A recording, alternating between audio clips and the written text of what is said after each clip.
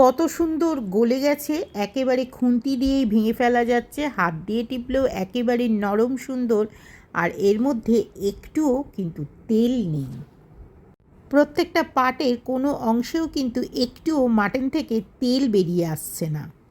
আপনারা তো অনেক রকমের মাটন বাঙালিরা খেয়েই থাকেন, আলু দিয়ে, পেঁপে দিয়ে, পাতলা ঝোল যেটা আপনাদের ভীষণ পছন্দের খাবার হয়, বা মাটন কষা, বা যে কোনো রকম বিয়েবাড়ি স্টাইল ইত্যাদি ইত্যাদি, বিরিয়ানির সাথে।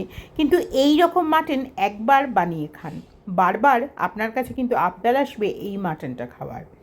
তার জন্য 250 গ্রাম মাটন, তার সাথে আমি 1 চামচ করে জিরের গুঁড়ো, ধনের গুঁড়ো, লাল লঙ্কার গুঁড়ো 1.5 চামচ, লবণ, একটা টমেটো ও কাঁচা লঙ্কা ও মিট মশলা দিয়ে ভালো করে জল দিয়ে এটাকে মেখে নিচ্ছি। ধীরে ধীরে জলটা দিতে হবে, কারণ জল বেশি দিলে ঝোল ঝোল হয়ে যাবে। এটাকে একটু গ্রেভি গ্রেভি মতন রাখতে হবে, এবং এটার জন্য কোনো রকম ম্যারিনেশনের প্রয়োজন নেই। হাতে হাতেই মাখবেন, হাতে হাতেই বসিয়ে দেবেন। এটা রবিবারে ব্যাঙ্গালোরে প্রায় যে কোনো বাড়িতেই রান্না হয়ে থাকে। কি নাম অবশ্যই আপনাদের বলবো, আগে রেসিপিটা দেখে নিন। এবারে ভালো করে মেখে নিয়ে ডাইরেক্ট এটাকে না রেখেই আমি প্রেশার কুকারের মধ্যে প্রায় 7 থেকে 8টা হুইসেল দিয়ে প্রায় 15 মিনিট এটাকে বসিয়ে রেখে দেবো, তবেই কিন্তু মাটনটা নরম হবে। দেখতে পাচ্ছেন এখন অবধি আমি কোনো তেলের ব্যবহার করিনি। মাটন রান্না করতে কিন্তু সাধারণত আপনারা অনেক বেশি তেল বা ঘিয়ের ব্যবহার করে থাকেন, এখানে এখন পর্যন্ত কোনো তেল কিন্তু আমি দিইনি। এরপরে যেরকম ভাতের বা ডালের জল দেন হাফ আঙুল মতন মেপে, ঠিক সেরকম আঙুল মেপে জলটা দেবেন। এই যে দেখুন, ঠিক এতটাই মাপে জলটা আমি দিলাম। দিয়ে এটাকে যে বললাম 7 থেকে 8 হুইসেল দিয়ে তারপরে এটাকে বসিয়ে রাখার পরে দেখুন হুইসেলটা এবারে আমি খুলে নিচ্ছি। এই যে সেই তার লুক এরকম তৈরি হয়েছে, কিন্তু ঝোল ঝোল আছেই। কিন্তু আজকের মাটন একেবারেই ঝোল ঝোল হবে না। তার জন্য একটা তাওয়া নিয়েছি, তাওয়ার মধ্যে না তেল না কিছু, শুকনো তাওয়া যেটা গরম হয়েছে।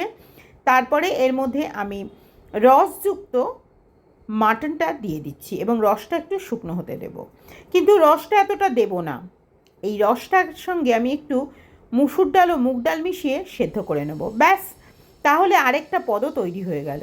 শুকনো মাটনটার সাথে শুধু ভাত খেতে হয়তো ভালো লাগবে না, পরোটা খেতে হয়তো ভালো লাগবে না, সেজন্যে একটু ডাল, এখানকার মানুষেরা মানে ব্যাঙ্গালোরের মানুষেরা এর সাথে একটু সাম্বার বানিয়ে নেয়, আমি একটু ডাল বানিয়ে নিলাম।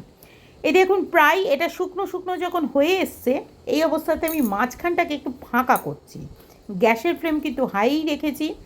ফাঁকা করে এর মধ্যে আমি দিচ্ছি 1.5 চামচ মতন সর্ষের তেল। ডাল আমার সেদ্ধ হয়ে গেছে এবং রেডিও হয়ে গেছে, তাহলে দুটো পদ রেডিও হয়ে গেল।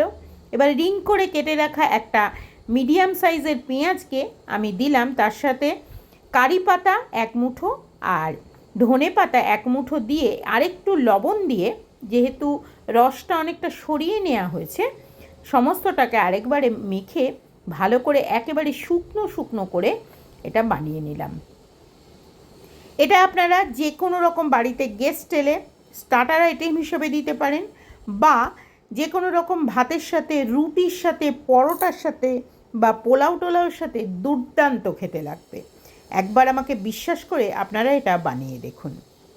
এবারে আমি এটাকে পরিবেশন করে নিচ্ছি, এবং সবথেকে মজার কথা কি জানেন, এটা হওয়ার পরে আপনাদেরকে আমি হাত দিয়ে দেখিয়ে দিচ্ছি কতটা গলেছে। এই পারফেক্ট টাইম এবং পারফেক্ট হুইসেলে কিন্তু মাটন খুব ভালো গলে। যারা কাঠের জালে রান্না করেন বা সেদ্ধ একেবারে ডাইরেক্ট করতে চান, প্রেশার কুকার অ্যাভয়েড করবেন, তারা দীর্ঘক্ষণ এটাকে বসিয়ে রাখবেন। এবারে দেখুন একটা রুটি দিয়ে আপনাদেরকে চেপে দেখিয়ে দিচ্ছি, এর মধ্যে একদমই তেল কিন্তু নেই। কেমন লাগলো আমার আজকের রেসিপি অবশ্যই কমেন্ট করে জানাবেন। আপনাদের মূল্যবান কমেন্টের অপেক্ষায় আমি রইলাম।